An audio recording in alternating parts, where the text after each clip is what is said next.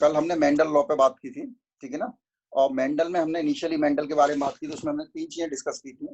First of all क्या discuss किया था कि why Mendel selected plant for his experiment not animal, ठीक है ना। और सेकंड हमने डिस्कस किया था कि if he selected the plant then why he selected the pisum sativum for his experiment not any other plant, है ना। तो जो डिफरेंट डिफरेंट चीजें, तो सेकंड हमने क्या डिस्कस किया था, क्या उसने अगर पौधे ही चुने तो पौधों में फिर उसने मटर का पौधा ही क्यों लिया, बाकी और पौधे क्यों नहीं लिए, ठीक है। और थर्ड हमने डिस्कस किया था कि भाई what is the reason of Mendel success, उसकी सफलता के कारण क्या थे। और है ना, और चौथा हमने क्या डिस्कस किया था कि is Mendel was really lucky person, क्या वाकई भाग्यशाली आदमी था जिसकी वजह से एक्सपेरिमेंट दे पाया। ये 4 चीज हमने डिस्कस की थी। हम सबसे बेसिक जिसे हम कहते हैं मेंडल लॉ, हम उसकी बात कर रहे हैं। आप सभी ने मेंडल लॉ पढ़े हुए हैं। जहां मैं कुछ चीजें पूछूंगा, आप बताइएगा, समझ में ना आए तो बताइएगा। देखिए, हम लॉ ऑफ डोमिनेंस की बात करें,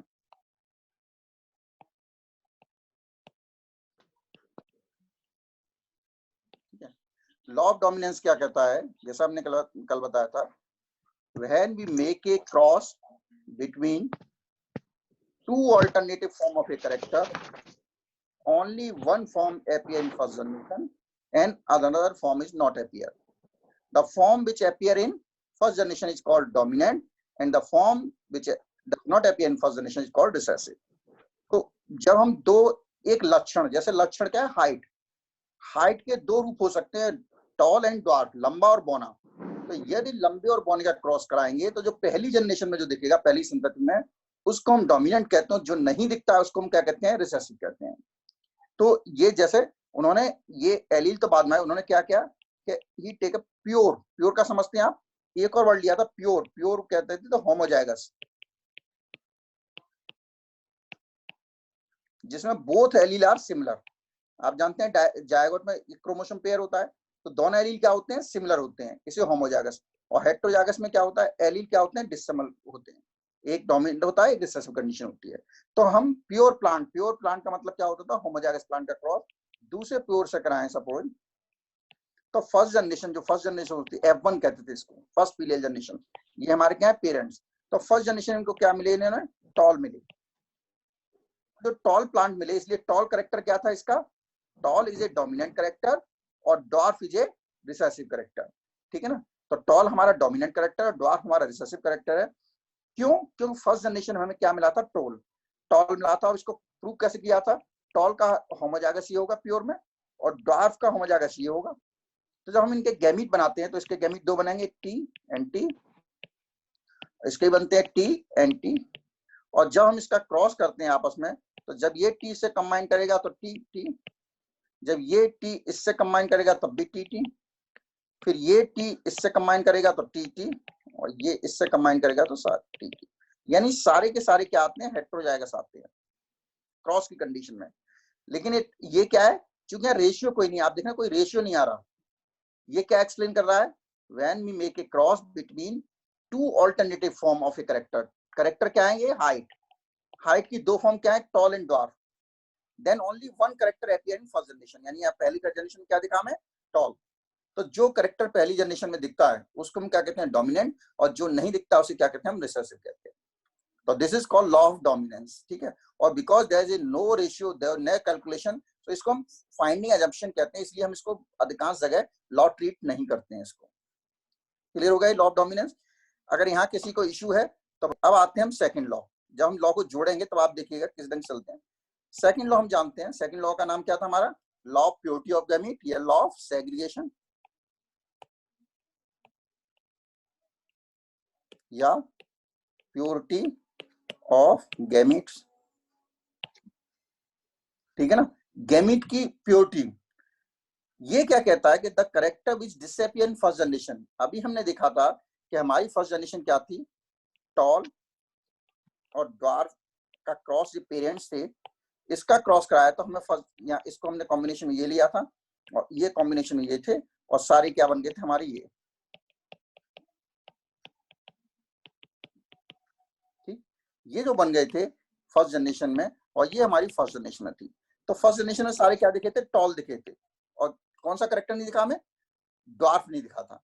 तो ये लॉ क्या कहता है कि the character which disappear in first generation, यानी छुप गया था, दिख नहीं रहा था, it will again reappear in first generation. जो करेक्टर पहली जनरेशन में छुप गया था, हमें दिख नहीं रहा था, that character again reappear in F2 generation. Why this happening? ऐसा क्यों होता है? क्योंकि गैमीट्स आर ऑलवेज प्योर। अब गैमीट प्योर क्यों होते हैं? बिकॉज जो जायगोट डिप्लॉयड सेल होगी उसमें तो ये कंडीशन भी हो सकती है और ये कंडीशन भी हो सकती है, होमोजाइगस भी हो सकता है और हेट्रो भी हो सकता है जो डिप्लॉयड सेल है। बट गैमीट तो हैप्लॉयड होते हैं, और गैमीट में क्या होगा, या तो ये कंडीशन होगी या ये कंडीशन होगी। तो इस कंडीशन को हम इम्प्योर मानते थे जिसमें हेट्रोजाइगस कंडीशन है। तो गैमीट तो ऑलवेज प्योर होंगे because they contain a haploid allele. भाई पार्टनर जो है हमारा, जो नॉर्मल सेल होती है उसमें तो ये दोनों कंडीशन पॉसिबल है because chromosome are pair diploid होते हैं हमारी बॉडी सेल्स में जितनी भी है, जितनी सोमेटिक सेल्स हैं। लेकिन गैमीट में क्या होते हैं, क्रोमोसोम डिवाइड हो जाते हैं। इसीलिए गैमीट क्या होते हैं, आपके एक गैमीट में एलील ये होगा तो दूसरे में ये आएगा। और ये कॉम्बिनेशन बने ही इसलिए हैं because gamete are pure. Pure का मतलब समझ गए? Gamete, why gamete are pure? Because they always contain a single allele, उनके पास केवल एक एलील होता है। अब ये गैमीट बनते कहाँ हैं? All the gamete are form in the process of, किस प्रोसेस में बनते हैं आरती? गैमीट कहाँ बनते हैं?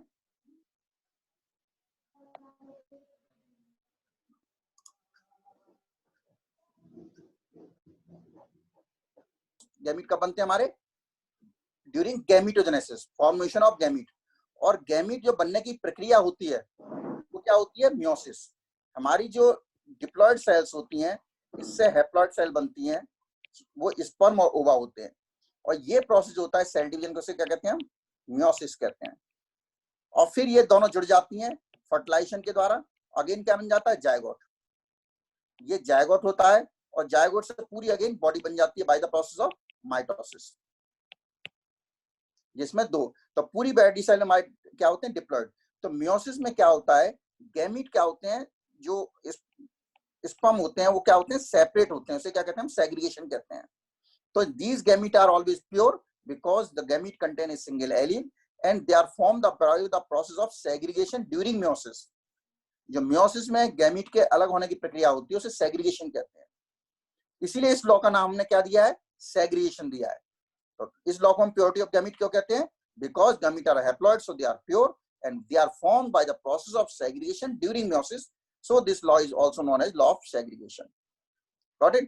तो ये कहता है कि जो करेक्टर हमारा फर्स्ट जनरेशन में, यानी हमने पेरेंट्स थे, पेरेंट्स हमारे टॉल थे और ये ड्वार्फ था इनका, और इनको फर्स्ट जनरेशन हमारे सारे क्या गए? टॉल को हमने ये कहा और ड्वार्फ को हमने ये कहा।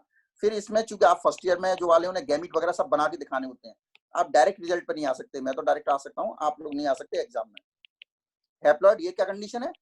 ये डिप्लॉयड कंडीशन है, उससे ये हैप्लॉइड बन जाएंगे। ये डिप्लॉयड कंडीशन दोनों साइड में और ये हैप्लॉइड कंडीशन है। फिर ये जुड़ेंगे आपस में, जुड़ने के बाद ये कॉम्बिनेशन, ये जुड़ी को कॉम्बिनेशन पॉसिबिलिटी क्या है? ये इससे हो रही है, फिर ये उससे हो रही है, फिर ऐसे ये चारों आपस में कॉम्बिनेशन बन जाते हैं। अब एक और मेथड बताऊंगा बनाने का, और ये सारे हमारे क्या हो गए? टॉल हो गए। अब क्या हो, वो ये लॉ क्या कह रहा है कि जो करेक्टर फर्स्ट जनरेशन में दिख नहीं रहा था, ये हमारी फर्स्ट जनरेशन है, इनमें अगर सेल्फिंग कराएंगे हम तो इसके गैमीट क्या बनेंगे? T and T. इसके गैमीट क्या बनेंगे? T and T. और जब हम इनका क्रॉस कराएंगे तो टी टी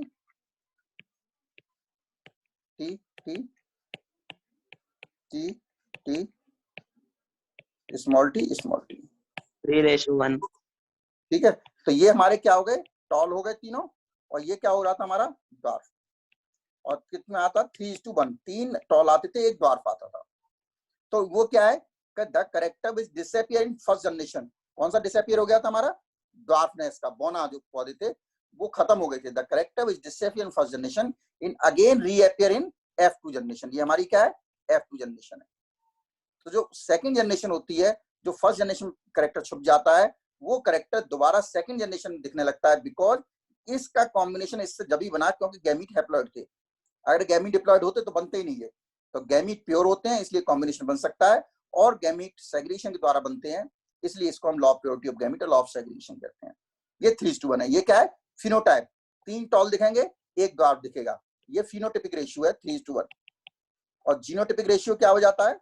ये 1:2:1 ये जीनोटिपिक रेशियो और फिनोटिपिक रेशियो आपके हो जाते हैं।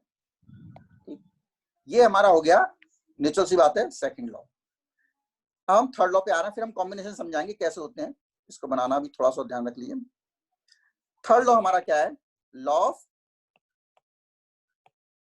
Independent assortment. इंडिपेंडेंट असॉर्टमेंट यानी जो करेक्टर होते हैं, अभी तक आपने देखा था हमने एक ही करेक्टर लिया है दोनों में, इसलिए लॉ ऑफ डोमिनेंस भी क्या है? लॉ ऑफ डोमिनेंस जब सिंगल करेक्टर होता है उसे क्या कहते हैं हम? Monohybrid cross. 2 करेक्टर होते हैं उसे हम क्या कहते हैं? डायहाइब्रिड। 3 करेक्टर होते हैं trihybrid, tetrahybrid, pentahybrid and so on, polyhybrid तक कह सकते हैं। तो एक करेक्टर को हम क्या कहते हैं? मोनोहाइब्रिड कहते हैं। तो लॉ ऑफ डोमिनेंस में क्या देखा आपने कि सिंगल करेक्टर यूज हुआ है और F1 जनरेशन तक ही गया है। Law of purity of gamete में भी मोनोहाइब्रिड क्रॉस है लेकिन F2 जनरेशन तक जाता है। लेकिन लॉ ऑफ इंडिपेंडेंट असॉर्टमेंट क्या कहता है? The inheritance of one character is not affected by the inheritance of another character and they are simply passes in the ratio of 3:1।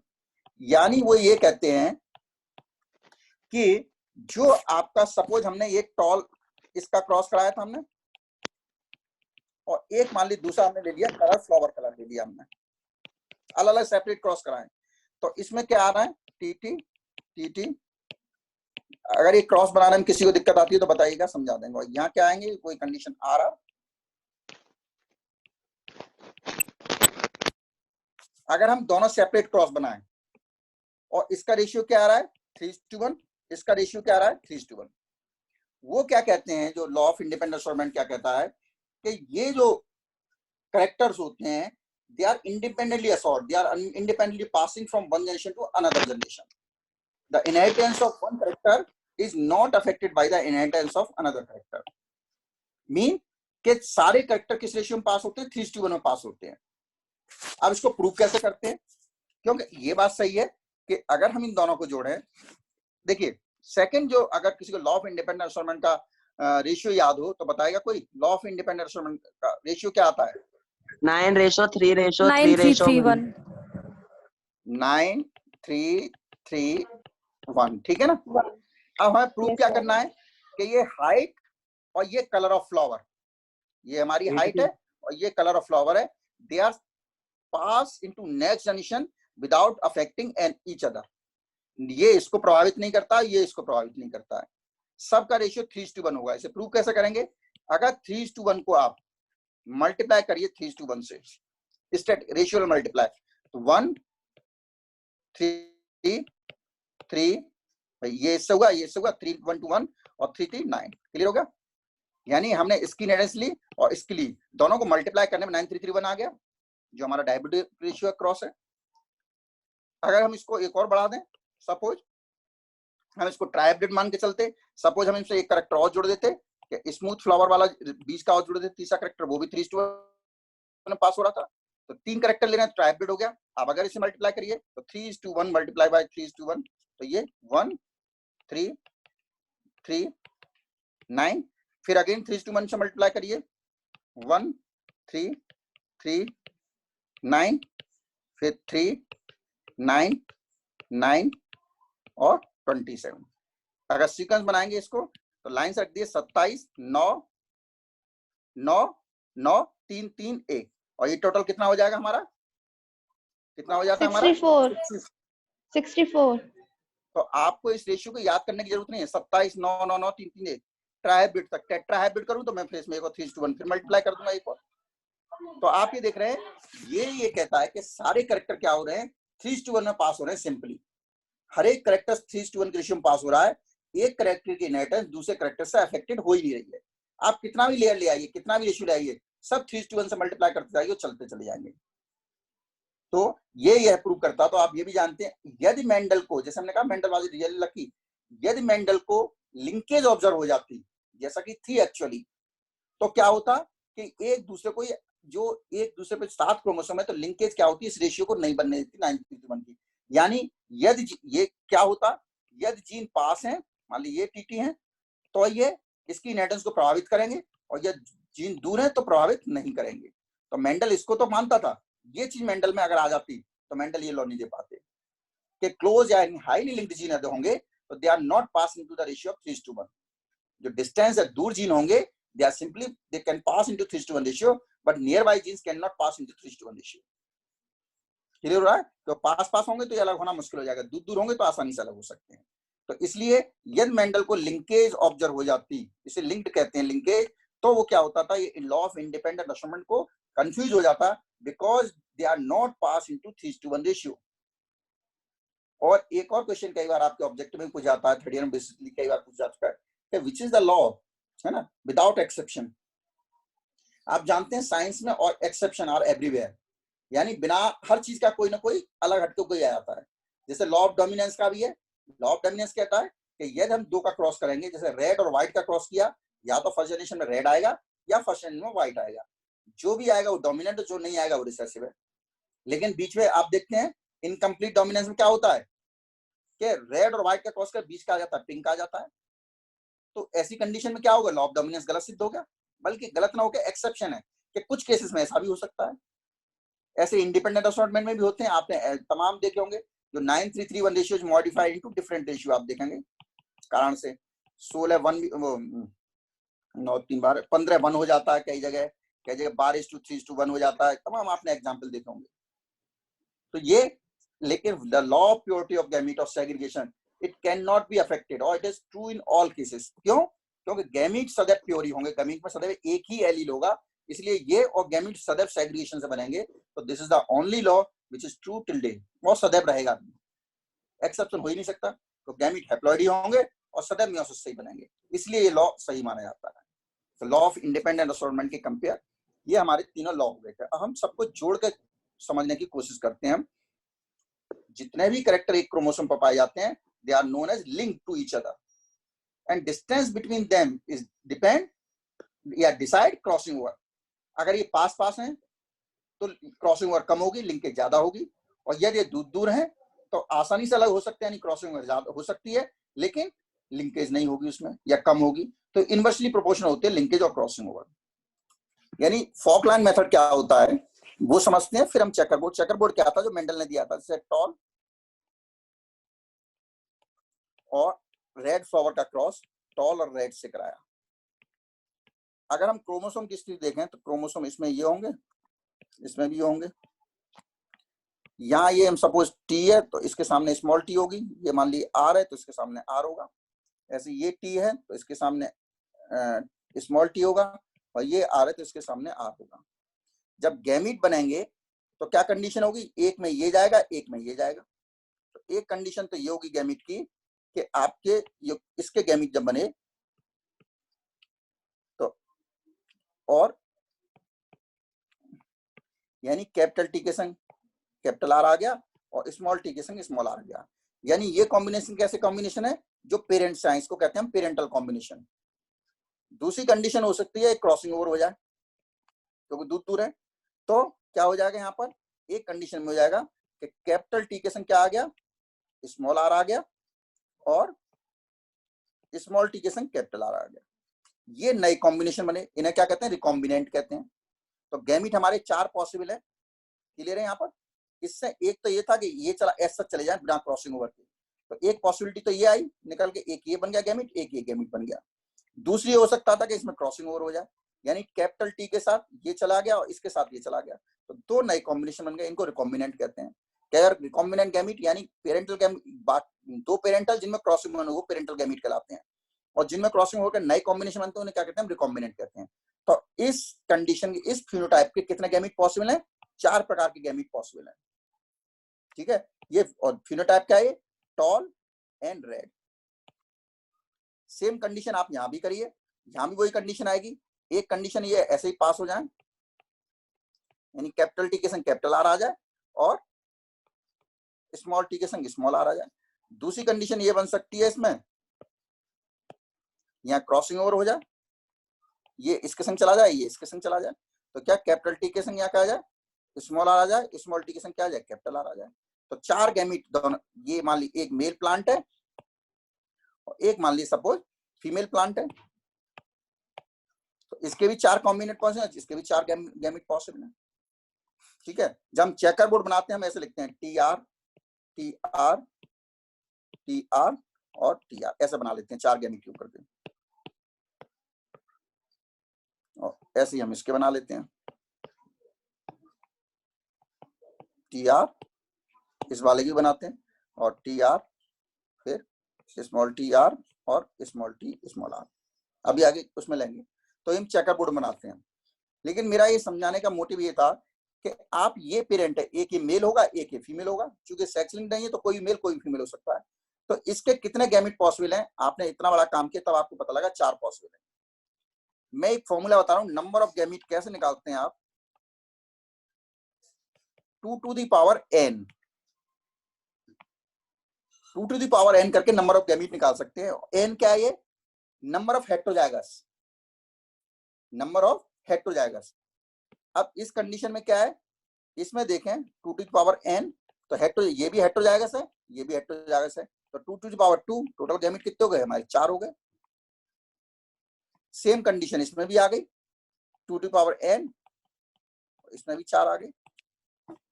तो ये हम ऐसे ढंग से गैमेट निकाल सकते हैं। समझ में आ रहा है, नहीं आता किससे होगा, ये जो 9331 वाला रेशियो है ये मेंडल के क्रॉस से आ जाता है। ठीक है, इसको हम चेकर बोर्ड मेथड भी कहते हैं। जो चेकर बोर्ड मेथड यही कहता है कि आपको क्रॉस स्क्वायर चेकर चेस जैसा होता है उससे बना के आप इसको करते हैं। इसको हम एक और मेथड से समझ सकते हैं। तो फॉकलाइन मेथड में क्या है, हमें पता है इसका अलग अलग क्रॉस कराएंगे तो रेशियो क्या आता है, टी टी और का क्रॉस टी टी का सेपरेट कराएंगे 3:1 आएगा। ऐसे ही आर आर का अलग क्रॉस कराएंगे तो अब ये भी 3:1 आता है। तो हम कैपिटल टी कैपिटल आर, ये 3 आउट ऑफ 4 होंगे, ये 1 आउट ऑफ 4 होगा। दूसरे लोग नहीं करिए। फिर दूसरा क्या है हमारे, फिर फॉक चिमटी जैसी बना देते हैं। दूसरा कैरेक्टर हमारा ये था, तो आर आर आर आर, ये भी 3 आउट ऑफ 4 होगा, ये 1 आउट ऑफ 4 होगा, ये 3 आउट ऑफ 4 होगा, ये 1 आउट ऑफ 4 होगा। अगर हम लें ये टी और R, capital T capital R, कितने हो गए, 3 into 3 9, ये 9/16। दूसरा ये condition capital T small R क्या है, 1 into 3 4 into 4 वो 16 रहेगा। फिर ये आर और ये आर, ये आपका सॉरी ये वो था सर एक बार फिर बता दीजिए। एक मिनट अभी लो, ये स्मॉल टी था है ना, तो स्मॉल टी कैपिटल आर, ये small T capital are, 3 into 1 3/16, और स्मॉल टी